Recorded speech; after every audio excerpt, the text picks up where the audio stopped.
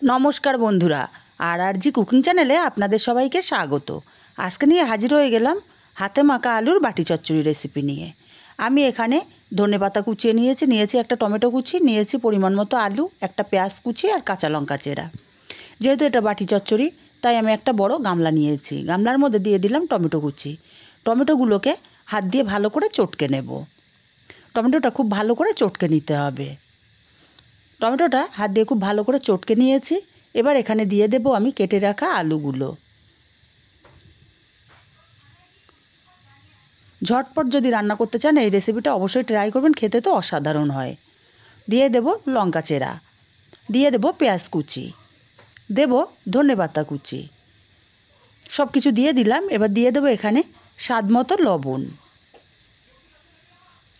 দেব half চামচ হলুদ গুঁড়ো, हाफ चामच देव कालो जिरे, हाफ चामच दिए दिच्छी चीनी और देव एक चामच परिमाणे सर्षेर तेल। एबार सब किछुके खूब भालो करे हाथ दिए चटके चटके मेखे नेब। एटा किन्तु माखार काछे स्वादटा बेशी हय। खूब भालो करे चटके चटके माखिए निते हबे। जत भालो करे माखाबेन स्वादटा तत बेशी हबे। आमी 2 मिनिट समय निये खूब भालो करे चटके चटके माखिए निয়েছি। देखेই বুঝতে পারছেন आलू पेঁয়াজ কিন্তু অনেকটাই নরম হয়ে গেছে। এবার এখানে দিয়ে দেব পরিমাণ মতো জল।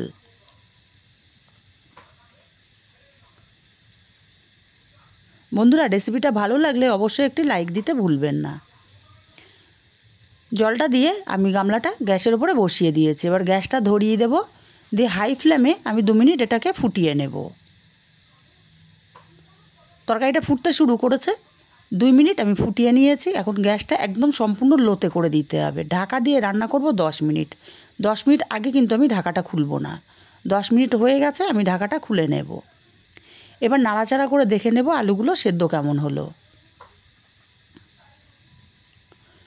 আলুগুলো সুন্দর মতো সেদ্ধ হয়ে গেছে। এবার আমি খুন্তি দিয়ে কিছুটা আলু ভেঙে ভেঙে দেব। আপনাদের যদি জলটা বেশি হয়ে যায় সেই ক্ষেত্রে গ্যাসটা একটু বাড়িয়ে ঝোলটা কমিয়ে নিতে পারেন, বা যে যেমন ঝোল পছন্দ করেন সেইভাবে জলটা দিতে পারেন। আমি কিছুটা আলু ভেঙে দিয়েছি আর দেখুন সুন্দর মতো রেডি হয়ে গেছে। এবার আমি নামিয়ে নেব।